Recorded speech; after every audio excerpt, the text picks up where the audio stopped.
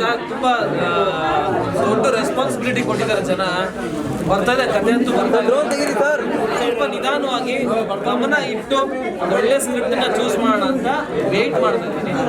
ನಡೀತಾ ಇದೆ, ಒಂದಷ್ಟು ಕಥೆಗಳು ಕೇಳ್ತಾ ಇದ್ದೀನಿ. ಎಲ್ಲೋದ್ರೂ ಕಾರ್ತಿಕ್ ಎಲ್ಲೋದ್ರೂ ತುಂಬಾ ಫ್ಯಾನ್ಸ್ ಇನ್ನು ಹೆಚ್ಚಾಗ್ತಾ ಇದ್ದಾರೆ. ಇದ್ರ ಬಗ್ಗೆ ಏನ್ ಹೇಳ್ತೀರಾ?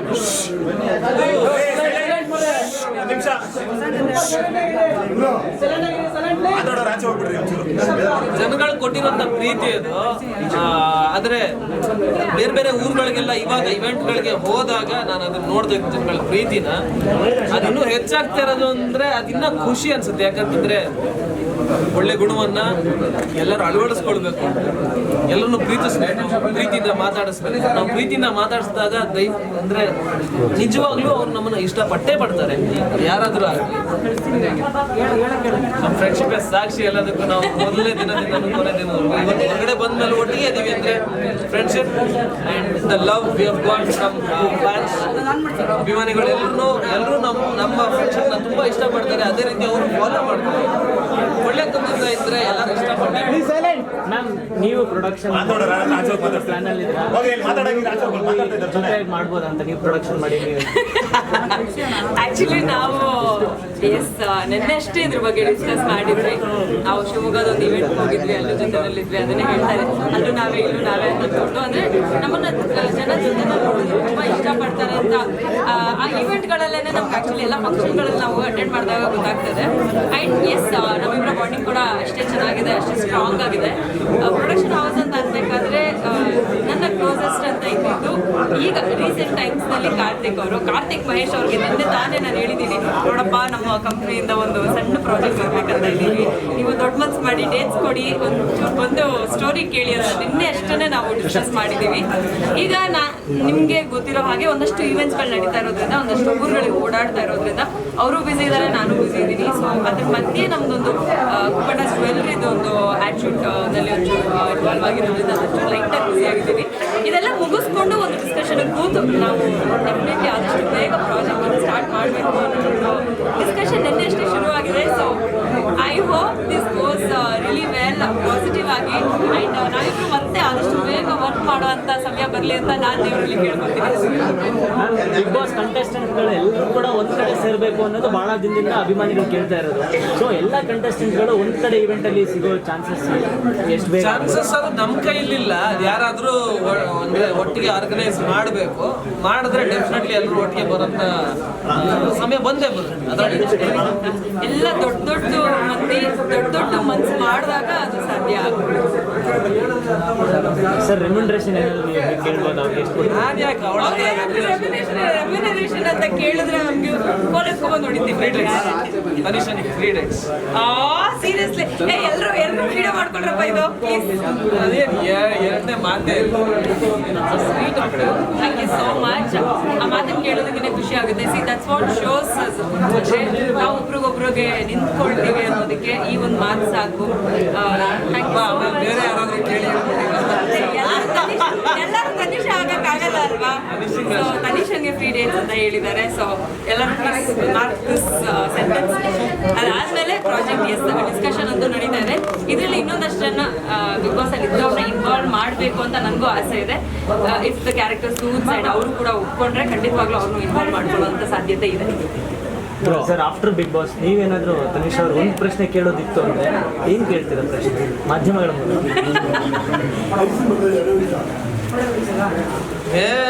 ಹೆಂಗೆ ಹೇಳಿ, ಏನು ಪ್ರಶ್ನೆನೂ ಇಲ್ಲ, ಉತ್ತರನೂ ಇಲ್ಲ. ಹೆಂಗಿದ್ದಾಳೆ ಹಂಗೆ ಇದ್ರೆ ಸೂಪರ್. ಏನು ಮನ್ಸಲ್ಲಿ ಏನು ಫಿಲ್ಟರ್ ಇಲ್ಲ. ಏನು ಅನ್ಸುತ್ತೆ ಅದನ್ನ ನೇರವಾಗಿ ಹೇಳ್ತಾಳೆ. ಅಂದಿಗೂ ಹೃದಯಕ್ಕೂ ಯಾವುದೇ ಒಂದು ಡಿಸ್ಕನೆಕ್ಷನ್ ಏನು ಅನ್ಸಿದ್ದು ಹೇಳಬೇಕು. ಯಾರೇ ಆದರೂ ಹಂಗೆ ಹೇಳಿದ್ರೆ ಜನಕ್ಕೆ ತುಂಬ ಇಷ್ಟ ಆಗುತ್ತೆ, ತುಂಬ ಪ್ರೀತಿ ಕೊಡ್ತಾರೆ. ಅದೇ ರೀತಿ ಅವಳಿಗೆ ಎಲ್ಲೋದ್ರೂ ಬೆಂಕಿ ಬೆಂಕಿ ಅಂತಾನೆ ಕರೀತಾರೆ.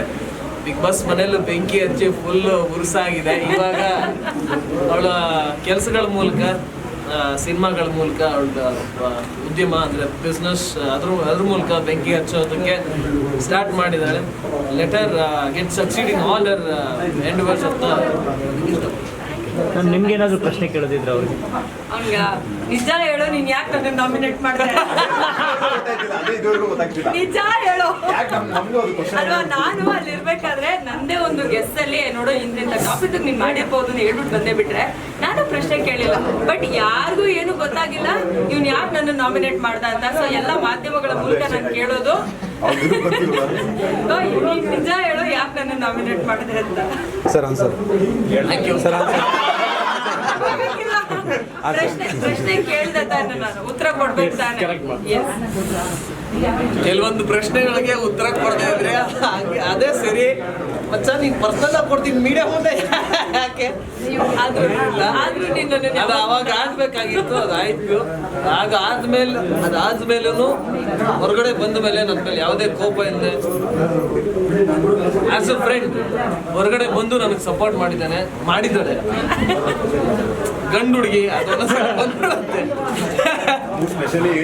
ಮಚ್ಚ ಅಂತಾನೆ ಹೇಳಿದ್ದೀನಿ, ಅದಕ್ಕೆ ಸಪೋರ್ಟ್ ಮಾಡಿದ್ದಾರೆ. ಅದು ಒಳ್ಳೆ ದೊಡ್ಡತನ. ಯಾವ್ದು ಅಂದ್ರೆ ಏನೋ ಒಂದು ಆಗಿದೆ ಮಿಸ್ಟೇಕ್ ಅಥವಾ ಏನೋ ಗೇಮು ಅಂತ ಯಾವ್ದನ್ನು ಮನಸ್ಸಲ್ಲಿ ಇಟ್ಕೊಳ್ದೆ ಮತ್ತೆ ಬಂದು ಸಪೋರ್ಟ್ ಮಾಡೋದಿಲ್ಲ. That is great. ಏನೋ ಗ್ರೇಟ್ ಪೊಟೆನ್ಷಿಯಲ್ ಬೇಕು, ಅದು ಗ್ರೇಟ್ ಪರ್ಸ್ನಾಲಿಟಿ. ಅದಕ್ಕೆ ಉತ್ತರ ನಾನು ಕೊಟ್ಟಿಲ್ಲ, ಕೊಡೋದು ಇಲ್ಲ. ಓಕೆ ಬ್ರೋ, ಆಚೆ ಬಂದಾದ್ಮೇಲೆ ಸಂಗೀತವನ್ನ ಮೀಟ್ ಮಾಡಿದ್ರಾ ಇಲ್ಲ ಮಾಡಬೇಕು ಅಂತ ಅನ್ಕೊಂಡಿದ್ದೀರಾ? ಸಿಕ್ಕಿದೀವಲ್ಲ ಸುಮಾರು ಇವೆಂಟ್ಗಳು. ಓಕೆ, ಮೊನ್ನೆ ಹಾಸ್ಪಿಟಲ್ಗೆ ಹೋದಾಗ ಮ್ಯಾಮ್ ಎಲ್ಲದಕ್ಕೂ ಆನಂದ್ ಅವರು ತುಂಬ ಸಪೋರ್ಟಿವ್ ಆಗಿ ನಿಂತ್ಕೊಂಡಿದ್ದಾರೆ. ಸೊ ಎಲ್ಲೇ ಹೋದ್ರೂ ಸೊ ಅವ್ರು ನಿಮ್ಮ ಬೆನ್ನಾಗಿ ನಿಂತ್ಕೊಂಡು ನಿಮ್ಗೆ ಏನೇ ಒಂಥರ ತೊಂದರೆ ಆಗ್ಲಿದ್ದಂಗೆ ಸೇಫ್ ಮಾಡಿಕೊಂಡು ಇಲ್ಲಿವರೆಗೂ ಕರ್ಕೊಂಡ್ಬಂದು, ಅದು ಬಿಗ್ ಬಾಸ್ ಅಲ್ಲಂತೂ ಇನ್ನೂ ಕೇರ್ ಮಾಡ್ತಾ ಇದ್ರು. ಸೊ ಎಲ್ಲ ಇದ್ರ ಬಗ್ಗೆ ಏನು ಹೇಳ್ತೀರಾ? ನಾನು ಬಹಳಷ್ಟು ಸಲ ನನ್ನ ಇಂಟರ್ವ್ಯೂಗಳಲ್ಲಿ ಹೇಳಿರ್ಬೋದು ಅಥವಾ ನಾನು ಅವ್ರುಗಳನ್ನ ಮೀಟ್ ಮಾಡ್ಬೇಕಂತ ಹೇಳಿರ್ಬೋದು. ಇವಾಗಿಂದ ಅಂತಲ್ಲ, it's not just big boss. Anand ಅವರು ನನಗೆ ಇದಕ್ಕೆ ಮುಂಚೆಯಿಂದ ಪರಿಚಯ. ನಾನೊಂದು ಸಣ್ಣ ಕೆಲಸ ಮಾಡ್ಬೇಕಂತಂದ್ರೂ ಅವ್ರ ಹುಡುಗರೆಲ್ಲರೂ ಜಾಯಿನ್ ಆಗಿ ಜೊತೆನಲ್ಲಿ ನಿಂತು ನಾನು ಏನೇ ಕೆಲಸ ಮಾಡ್ಬೇಕಂದ್ರೂ ಆಗ ನೀವು ಬನ್ನಿ ಸಾಕು ನಾವು ಮಾಡ್ತೀವಿ ಅಂತ ಹೇಳಿ ನಿಂತ್ಕೊಂಡು ಎಲ್ಲ ಕೆಲಸಗಳನ್ನ ಮಾಡ್ತಿದ್ರು.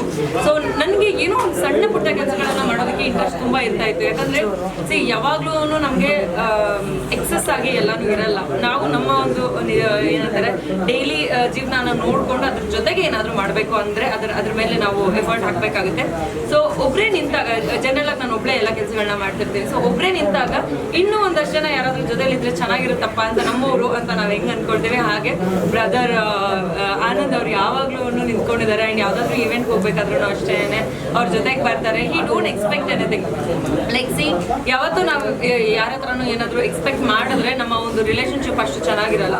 ಸೊ ಯಾವಾಗ ಒಂದು ಎಕ್ಸ್ಪೆಕ್ಟೇಷನ್ ಇಲ್ದ್ರೆ ನಾವು ಜೊತೆಗೆ ನಿಲ್ಬೇಕು, ಜೊತೆಗೆ ಇರಬೇಕು ಅಂತ ಬರುತ್ತೋ ಅವಾಗ ಆ ರಿಲೇಶನ್ಶಿಪ್ ತುಂಬ ಚೆನ್ನಾಗಿರುತ್ತೆ. ನಾನು ಅವ್ರನ್ನ ಬಹಳಷ್ಟು ಸಲ ನೆನ್ಸ್ಕೊಳ್ತೀನಿ, ಅವರು ನನ್ನನ್ನು ಬಹಳಷ್ಟು ಸಲ ನೆನ್ಸ್ಕೋತಾರೆ. ಸೊ ಯಾವಾಗಲೂ ನಿಂತಿರೋದ್ರಿಂದ ತುಂಬ ಖುಷಿ ಆಗುತ್ತೆ.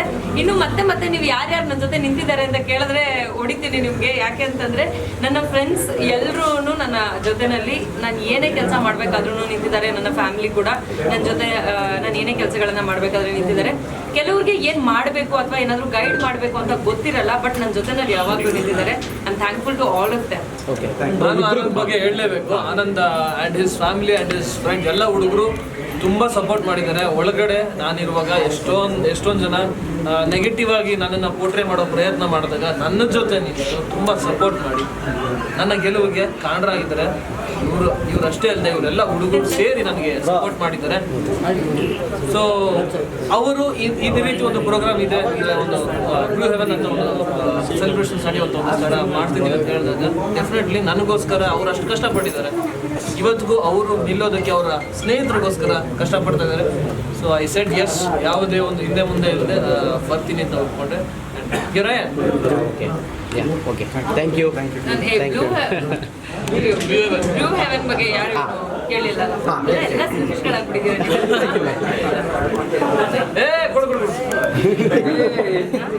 ಇಲ್ಲಿ ಮಾಡಿದ್ದೇನಾ? ಓಕೆ, ಇದು ಇಲ್ಲಿ ಮಾಡಿದ್ದೇನಾ? ಕೂಲ್ ಆಗಿ ತುಂಬ ಪ್ರಶ್ನೆ ಇದೆ. ಲಾಸ್ಟ್ ಪ್ರಶ್ನೆ ಅಂತೆ ಹೆಂಗೆ ಕೇಳ್ತೀರಾ? ಲಾಸ್ಟ್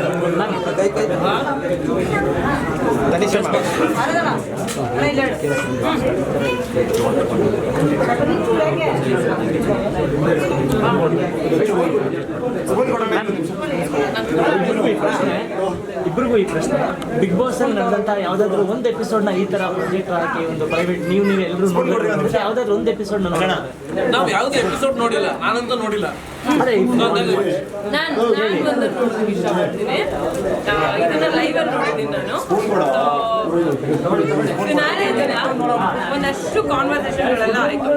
ಅದಷ್ಟು ಕಾನ್ವರ್ಸೇಷನ್ಗಳು ನಾವು ಲೈವ್ ಅಲ್ಲಿ ಕುತ್ಕೊಂಡು ಒಂದಷ್ಟು ಮಾತಾಡಿದ್ವಿ. But audience point of view ಇಂದ ನೋಡೋಕ್ಕಾಗಿಲ್ಲ. ಇವ್ನು ಗೆಲ್ತಾನ ಇಲ್ವಾ ಅಂತ ಒಂದು ಕ್ಯೂರಿಯಾಸಿಟಿಯಿಂದ ಕೂತಿದ್ದಿತ್ತಲ್ಲ, ಅದನ್ನ ನಾನು ಗೆದ್ದಿದ್ದಾನೆ ಅಂತ ಗೊತ್ತಿದ್ದು ಒಂದು ಆಡಿಯನ್ಸ್ ಪಾಯಿಂಟ್ ಆಫ್ ವ್ಯೂ ಇಂದ ನೋಡ್ಬೇಕು. ಆ ಒಂದು ಎಪಿಸೋಡ್ ನ ನೋಡೋಣ. ಆಕ್ಚುಲಿ ಫ್ರೀ ಮಾಡ್ಕೊಂಡು ಒಂದಿನ ಇಲ್ಲೇ ಬಂದ ಒಂದು ಎಪಿಸೋಡ್ ನೋಡಿ ಎಲ್ಲರೂ ಬೇಡ ಬೇಡ ಬೇಡ ಬೇಡ ಅಂತ ಇವಳೊಬ್ಳೆ ಹೇಳಿದ್ದು ಕಾರ್ತಿಕ್ ಗೆಲ್ಬೇಕು ಅಂತ. ಅವತ್ತಿನ ದಿನ ಅದು ನೋಡ್ಬೇಕು. ಅವರು ಆಕ್ಚುಲಿ ಬನಶಂಕರಿ ದೇವಸ್ಥಾನದಲ್ಲಿ ನಿಮ್ಗೋಸ್ಕರ ಅಲ್ಲಿ ಹೆಣ್ಮಕ್ಳು ಅಲ್ಲಿ ಕುತ್ಕೊಂಡಿರ್ತಾರಲ್ಲ ಬ್ರೋ, ಅವರು ಪೂಜೆ ಮಾಡಿಸ್ಬೇಕು ಕಾರ್ತಿಕ್ ಅವ್ರು ಗೆದ್ರೆ ಅಂತ ಹೇಳ್ಬಿಟ್ಟು ಒಂದು ನಮ್ಮ ವಿಡಿಯೋದಲ್ಲೇ ಇದೆ ಅದು ಆಕ್ಚುಲಿ. ಸೊ ಆ ತರ ಎಲ್ಲ ಅರ್ಕೆ ಹೊತ್ತಿದ್ದಾರೆ ಬ್ರೋ. ಅರ್ಚನೆನೂ ಮಾಡಿಸಿದ್ದಾರೆ, ಅರ್ಚನೆನೂ ಮಾಡಿಸಿದ್ದಾರೆ. ವಾವ್, ಎಷ್ಟು ಫ್ಯಾನ್ಸ್ ಇದ್ದಾರೆ ಅಂತಂದ್ರೆ ತುಂಬಾ ಆಕ್ಚುಲಿ ತುಂಬಾ ಖುಷಿ ಆಗುತ್ತೆ. ದೊಡ್ಡ ಮಟ್ಟಕ್ಕೆ ಸಪೋರ್ಟ್ ಮಾಡಿದ್ದಾರೆ, ಅರ್ಚನೆ ಮಾಡಿಸಿದ್ದಾರೆ, ಹರಕೆ ಹೊತ್ಕೊಂಡಿದ್ದಾರೆ, ಅರ್ಚೆ ಹಾಕಿಸ್ಕೊಂಡಿದ್ದಾರೆ, ಪುಟ್ ಮಕ್ಕಳು ಕೂತ್ಕೊಂಡು ವೋಟ್ ಮಾಡಿದ್ದಾರೆ. ಸದ್ಯಕ್ಕೆ ಬರೀ ಥ್ಯಾಂಕ್ಸ್ ಹೇಳ್ಬೋದು. ಈ ರೀತಿ ನಮ್ಮ ಹುಡುಗರು ಯಾರು ಸಪೋರ್ಟ್ ಮಾಡಿದ್ದಾರೆ ಅವ್ರಿಗೆ ನಾವು ನಿಂತ್ಕೋಬೋದು. ಇನ್ನು ಮುಂದೆ ಒಳ್ಳೆ ಸಿನಿಮಾಗಳು ಮಾಡ್ತೀವಿ, ಆವಾಗ ಎಲ್ಲರೂ ಇದೇ ರೀತಿ ಸಪೋರ್ಟ್ ಮಾಡ್ತಾ ಇದ್ದಾರೆ. ಇನ್ನೂ ಒಳ್ಳೆ ಕೆಲಸಗಳಾಗುತ್ತೆ.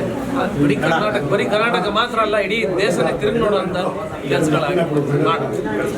ನಾನು ಬ್ಲೂ ಹೆವೆನ್ ಬಗ್ಗೆ ಹೇಳೋದಲ್ಲ, ಇವೆಂಟಿಗೆ ಬಂದಿಲ್ಲ.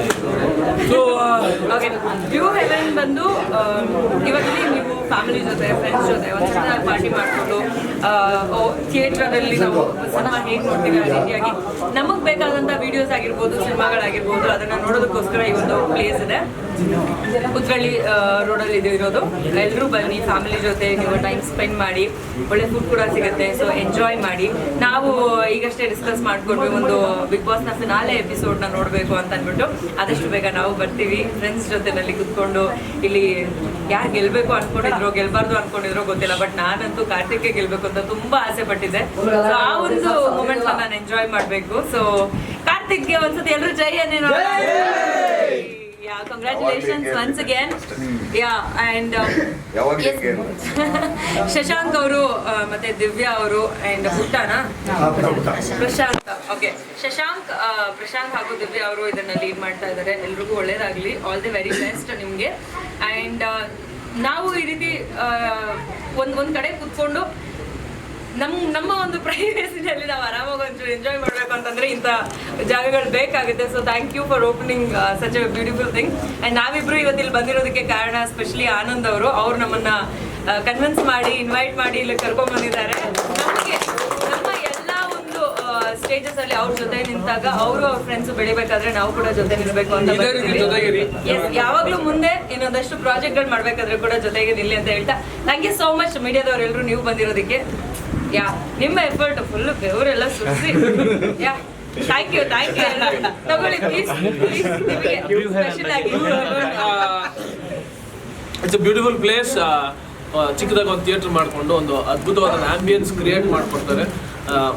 ಮಕ್ಕಳ ಬರ್ಡೇ ಸೆಲೆಬ್ರೇಷನ್ಗಾಗಲಿ, ಯಾವ್ದಾದ್ರು ಸಿನಿಮಾ ಪ್ರೈವೇಟಾಗಿ ನೋಡೋದಾಗಲಿ, ಅಥವಾ ಯಾವ್ದಾದ್ರು ಫ್ಯಾಮಿಲಿ ಸೆಲೆಬ್ರೇಷನ್ಗಾಗಲಿ ಒಂದು 15 ಜನ ಕೂತ್ಕೊಳ್ಳುವಂಥ ಒಂದು ವ್ಯವಸ್ಥೆ ಇದೆ ಇಲ್ಲಿ. ಒಂದು beautiful ice cream, very tasty ice cream ಕೊಟ್ಟಿದ್ದಾರೆ. ಆ್ಯಂಡ್ ಫುಡ್ ಕೂಡ ತುಂಬ ಚೆನ್ನಾಗಿರುತ್ತೆ. ಪ್ಲೀಸ್ ಎಲ್ಲರೂ ಬನ್ನಿ. ನಿಮ್ಮ ಪರ್ಸ್ನಲೈಸ್ಡ್, ಪ್ರೈವೇಟೈಸ್ಡ್ ಪ್ರೋಗ್ರಾಮ್ಸ್ ಏನಿರುತ್ತೆ ಎಲ್ಲವನ್ನು ಅದ್ಭುತವಾಗಿ ಅಚ್ಚುಕಟ್ಟಾಗಿ ಆರ್ಗನೈಸ್ ಮಾಡಿಕೊಡ್ತಾರೆ. ಪುಟ್ಟ ಶಶಾಂಕ್ ಎಲ್ಲರಿಗೂ ತುಂಬ ಅವ್ರು ಒಟ್ಟಿಗೂಡಿ ತುಂಬ ಕಷ್ಟಪಟ್ಟು ಈ ಒಂದು ಥಿಯೇಟರ್ನ ಸ್ಟಾರ್ಟ್ ಮಾಡಿದ್ದಾರೆ. ಇದೊಂದು ಚಿಕ್ಕದಾಗಿ ಸ್ಟಾರ್ಟ್ ಮಾಡಿರೋದು, ಇನ್ನೂ ದೊಡ್ಡ ಮಟ್ಟಕ್ಕಾಗಲಿ. All the best to you, man. Prashanth, thank you for the ice cream. ನಮ್ಮನ್ನು ಇನ್ವೈಟ್ ಮಾಡಿದ್ದಕ್ಕೆ ಥ್ಯಾಂಕ್ಸ್. ಬರ್ಡೇ ಸೆಲೆಬ್ರೇಷನ್ ಕೂಡ ಆಗುತ್ತೆ ಇಲ್ಲಿ. ಚಿಕ್ಕ ಮಗುವಿಂದ ದೊಡ್ಡವ್ರವರೆಗೂ ಯಾರು ಬೇಕಾದ್ರೂ ಬರ್ಡೇ ಸೆಲೆಬ್ರೇಟ್ ಮಾಡ್ಕೋಬೋದು. ನಿಮ್ಮ ಇಷ್ಟವಾದವ್ರಿಗೆ, ನಿಮ್ಮ ಪ್ರೀತಿ ಪಾತ್ರರಿಗೆ, ಕಪಲ್ಸ್ ಆಗಿರ್ಬೋದು, ನಿಮಗೆ ಏನೇ ಒಂದು ಸೆಲೆಬ್ರೇಷನ್ಸ್ ಇದ್ರು ನಾನು ಯಾಕೆ ನೋಡಿದೆ, ನಾನು ಸಿಂಗಲ್ ಅಪ್ಪ, ಸೆಲೆಬ್ರೇಷನ್ ಮಾಡೋಕ್ಕಾಗಲ್ಲ, ಒಬ್ಬನೇ ಒಂದು ಸೆಲೆಬ್ರೇಟ್ ಮಾಡ್ಬೇಕಾಯ್ತದೆ. ಫ್ರೆಂಡ್ಸ್ ಜೊತೆ ಸೆಲೆಬ್ರೇಟ್ ಮಾಡ್ಬೋದು. ಸೊ ದಯವಿಟ್ಟು ಬನ್ನಿ, support them and all the best through heaven. All the best all the best. Thank you ನಿಮ್ಮೆಲ್ಲರಿಗೂ. ಥ್ಯಾಂಕ್ ಯು ಸಪೋರ್ಟ್ ಮಾಡ್ತಾ ಇರೋದಕ್ಕೆ. ಇನ್ನು ಮುಂದೆನೂ ಇದೇ ರೀತಿ ಸಪೋರ್ಟ್ ಮಾಡ್ತಾ ಇರಿ. ಬ್ರೋ, ಒಂದೇ ಒಂದು ಲಾಸ್ಟ್ ಹೇಳಿ. ಇಬ್ರು ಕಾಂಬಿನೇಷನ್ ಅಲ್ಲಿ ಸಿನಿಮಾ ಬಂದ್ರೆ ಎಲ್ಲ ಅಭಿಮಾನಿಗಳು ತುಂಬಾ ಖುಷಿ ಪಡ್ತಾರೆ. ಸೊ ಆದಷ್ಟು ಬೇಗ ಬರ್ಲಿ ಅಂತ ನಮ್ಮ ಆಶಯ. Thank you Thank you, thank you. ಆದಷ್ಟು ಬೇಗ ಅದಾಗ್ಲಿ ಅಂತ ನಾನು ಆಸೆ ಪಡ್ತಾ ಇದ್ದೀನಿ. Okay, thank you Thank you, thank you. Thank you so much. ಚೆನ್ನಾಗಿದೆ.